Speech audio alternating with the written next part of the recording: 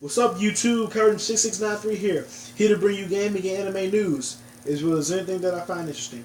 Today I want to review X-Men Days of Future Past. Man, was this a great movie.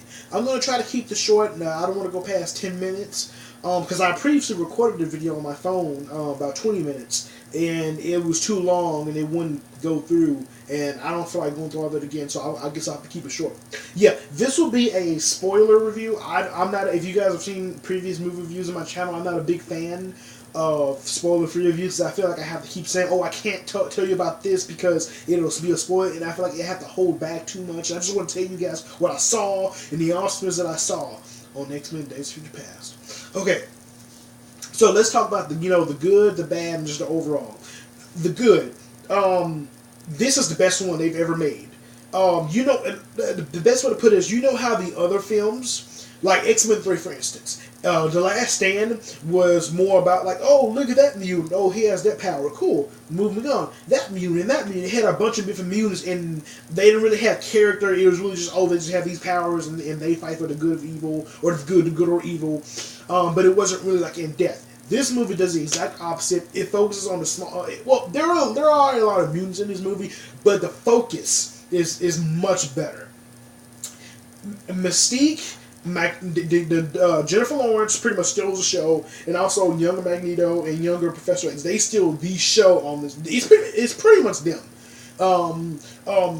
They pretty much anchored the most of the plot. With them trying to prevent Mystique from doing the assassination on Oliver Trask.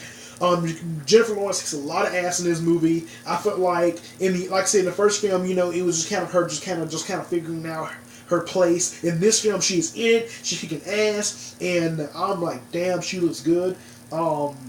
Just like this funny scene where she changes in front of the Vietnamese dude, and she's like, "Oh, you don't like me? How you don't like me like this, babe?" I'm like, yeah, "I like you like that." But anyways, sorry, that's me, having my weird fetishes. But anyways, yeah, Mystique, she pretty much steals the movie. Early in the movie, though, freaking Quicksilver, played by, I think, Evan Peters. He's the guy who played in the beat. What was it called? Never Back Down. Never Back Down is what it's called. He played in Never Back Down as Max.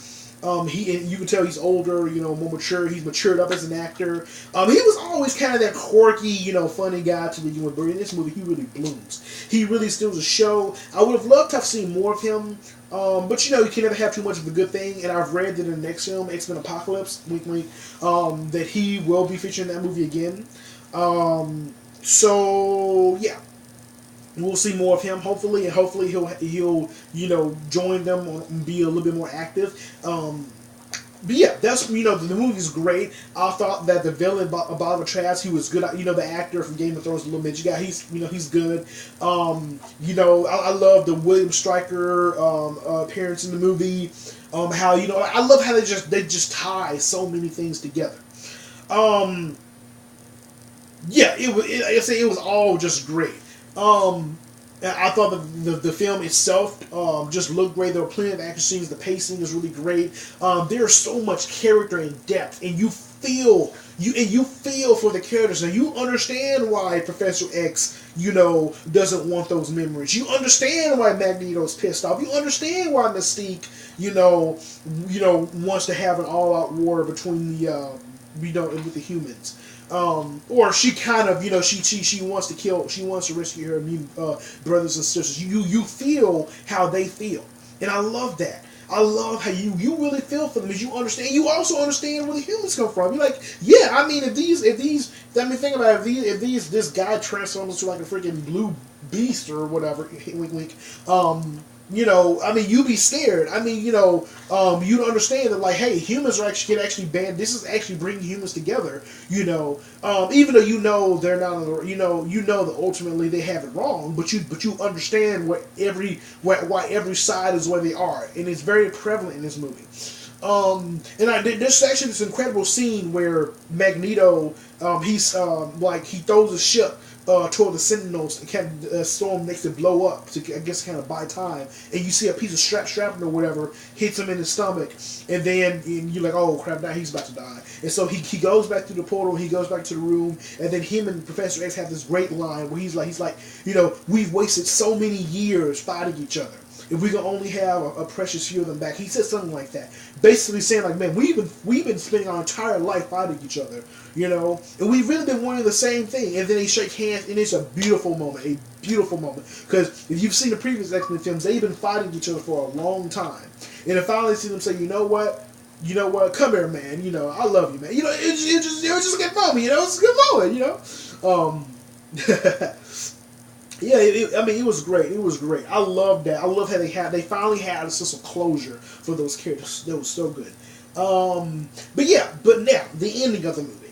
Now I'm kind of wondering how it's going to be because, okay, so Wolverine, he says the last thing that he remembers at the very end of the film is drowning.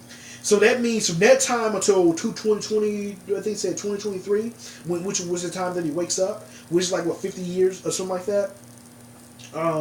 He doesn't remember anything, so they've pretty much reset the timeline with how they've done the movie now. They think about it. Like Jean Grey was there, so she didn't die in X-Men 2. Cyclops didn't die because he's there. Rogue is still around. Everybody's still there. Kitty Pryde. Oh, I love Ellen Page. But move on. But that means Sabretooth could still be alive. They could do better with his character. Pretty much like what are William Stryker? Did Wolverine ever get his adamantium claws? It's just like how is the alternate? What has changed in his alternate timeline? Have the humans and mutants finally banded together? Because like I said, there's so many questions that you don't know, and the next film has a lot to do. But I feel like this is ultimately a good movie. It brings back the cast. X-Men is back. The Academy is back. Now the movies can go back to where they should be. Because we all know the continuity got really messed up with X-Men 3, and it just kind of swirled around with X-Men Origins Wolverine and the Wolverine was a good original X-Men story, but even that film, all those films are pretty much irrelevant. Every film except the First Class, because First Class takes place before 1973, so it makes sense. But everything after 1973 is completely, it's completely gone. It's completely irrelevant. Pretty much fixing what Brett Ratner messed up in X-Men 3. So that's pretty much the good of the movie. Now let's talk about the bad. There really is no bad, actually. There's only little nitpicks. Like I said, there are some continuity things. Like how did Wolverine have his adamantium claws in the original storyline in the Apocalypse world? Because if you remember in the Wolverine, I think he had his adamantium claws sucked out or ripped out by or broken off or something like that by Silver Samurai. So it's kind of like, how does he have that back? Did he get them back in between the times? Did they just naturally come back? It's just I just wonder what about that? And also Professor X. Now we know that he dies in the third one, and then he kind of comes back in the post-credit scene where he takes over that dead person's body. But I wonder, wait, so was that another body of his? I read on the internet someone said it was his twin brother. I'm like, wait, he had a twin brother or something? I don't know. Any of you X-Men fanatics out there can please explain to me how did he come back? I'm not mad at it. I mean, because I feel like they had to bring him back. I mean, obviously. And I feel like Bryan Singer pretty much said, you know what, we got to cut some corners, we got to put the film back on track. So we may have to mess up with some of the other films as far as continuity, but that's fine.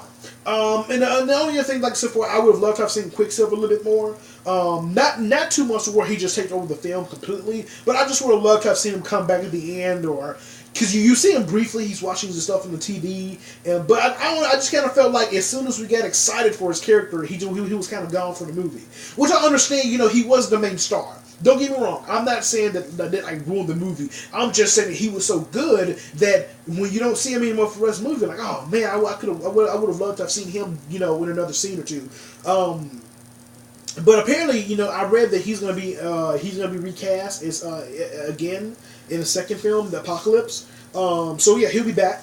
So then let's talk about the post-credit scene real quick. You know, the post-credit scene, you know, it references Apocalypse. You know, he's sitting in front of them, they're screaming, they're chanting his name inside our door. And it shows the 4 horsemen, so we can expect to see Apocalypse in the next film. I can't wait. I think he said maybe out about 2016. What else?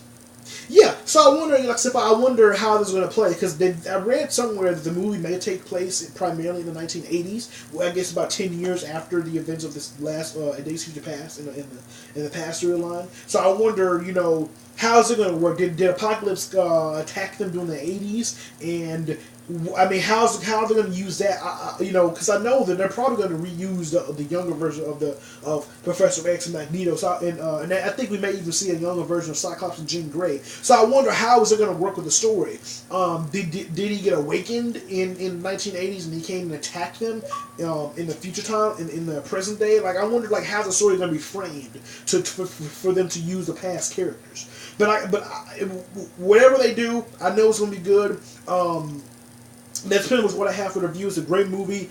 I think that's it. This is the best one they've made since First Class. I think this movie and First Class are the best 2 they've made. And then right behind that, I would probably say X-Men 2. And then after that, you can pick or choose what you want. Like I said, I think The Wolverine was pretty good. Could have been better, but it was still pretty good.